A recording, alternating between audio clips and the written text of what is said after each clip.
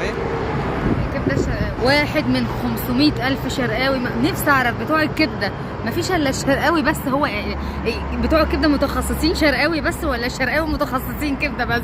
اتمنى يكون لسؤالي اجابه وتقولوا لي ليه كل بتوع الكبده اللي في مصر اسمهم شرقاوي. وده شرقاوي اللي في شارع 9 في المقطم، قدامه الناحية التانية بعيدة هو مؤمن، هو بعد كنتاكي بشوية. مش عارفة بقى رقم العمارة كام، رقم المحل كام، صدقوني مش عارفة. محل صغير جدا بس في منتهى النظافة، وده اللي خلاني أصور فيه أو أقول لكم الأكل فيه عامل إزاي. مبدئيا كده أنا بعشق المخ، جوزي بيحب الكبدة دي جدا، وطلبنا كمان معاهم جمبري وسمك فيليه من كل حاجة تمن، يعني أربعة تمن. اولا الفيليه كان نظيف جدا، اتعمل سخن مولع فعلا، عارفين انا اتلسعت. وده طبعا ما تعرفوش جوع ولا تفاصيل، بس انا اتلسعت منه، كان معمول سخن مولع. الجمبري كان صغير شويه بس بلدي. المخ كان معمول في منتهى الجمال، فريش والتتبيله بتاعته حلوه وشكله فريش يعني.